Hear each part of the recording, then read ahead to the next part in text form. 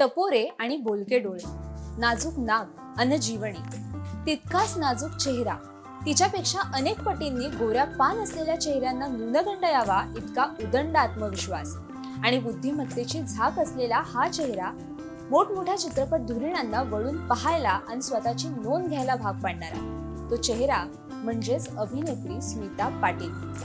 Theatre, चित्रपट, दूरदर्शन अशा सर्व माध्यमांवर तिचं निर्विवाद प्रभुत्व होतं. स्मिता एक उत्कृष्ट छायाचित्रकार सुद्धा होती.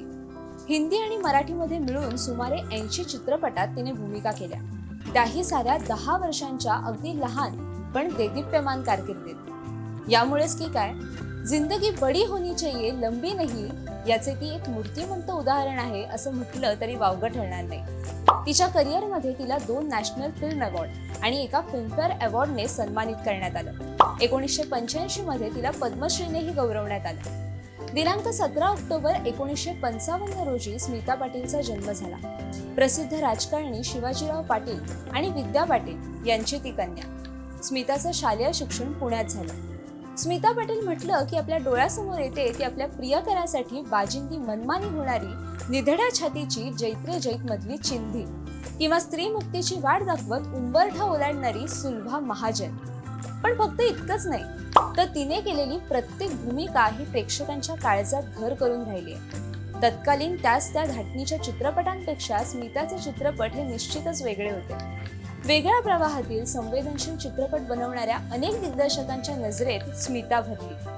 अशाच वेळी अरुण खोपकर यांनी तीव्र मध्यम या त्यांच्या डिप्लोमा फिल्ममध्ये म्हणजेच लघुपटामध्ये स्मिताला घेतलं आणि त्यानंतर श्याम बेनेगल यांनी त्यांच्या चरणदास चोर मध्ये तिला घेतलं.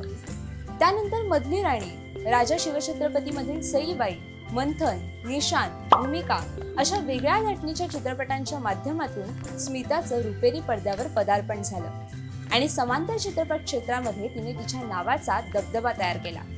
स्मिताने हिंदी, मराठी या चित्रपटांबरोबरच अनुग्रहम हा तेलुगू, भवनी भवाई हा गुजराती, अकालेर संधू, देवशिशु व अश्वमेधर घोडा हे बंगाली आणि अन्वेषणे, कोडुरू, चिदंबरम हे मल्याळम असे इतर भाषेतले चित्रपट केले. श्याम बेनेगल म्हणत असत की स्मिताला भारताच्या कोणत्याही कोपऱ्यात नेलं आणि स्मिताने तिकडचा वेश परिधान केला की ती तिकडचीच वाटायची. स्मिताचा राज बब्बर यांच्याशी विवाह झाल्यावर बाळंतपणात तिला त्रास होऊ लागला आणि तिचं बाळ अर्थात प्रतीक बब्बर हा अवघ्या 8 दिवसांचा असताना शरीरात अंतर्गत संसर्ग झाल्यामुळे ती गेली. वयाच्या केवळ 31व्या वर्षी स्मिताने या जगाचा निरोप घेतला. स्मिता गेल्यानंतर तिचे मिर्च मसाला, डान्स, ठिकाना, सूत्रधार, इंसानियत के दुश्मन, एहसान, राही, नजराना, आवाम, शेर शिवाजी, वारिस, हम फरिश्ते नहीं, आकर्षण व गलियों के बादशाह हे तब्बल 14 चित्रपट प्रदर्शित झाले. स्मिताची इच्छा होती की तिला तिच्या मृत्यूनंतर एखाद्या सुवासिनीप्रमाणे सजायचं होतं. तिची हीच इच्छा तिचे मेकअप आर्टिस्ट दीपक सावंत यांनी पूर्ण केली. तिच्या करिअरमध्ये एवढा मान, सन्मान, पैसा, प्रसिद्धी, प्रेम मिळून देखील तिचे पाय जमिनीवरच होते. शेवटपर्यंत ती वुमन सेंटर तर्फे अनेक दुःखी, कष्टी, पीडित महिलांसाठी काम करत राहिली आणि तिच्या विलक्षण संवेदनशील गुणामुळेच ती सगळ्यांपेक्षा वेगळी असूनही सामान्य माणसांच्या मनात घर करून राहिली.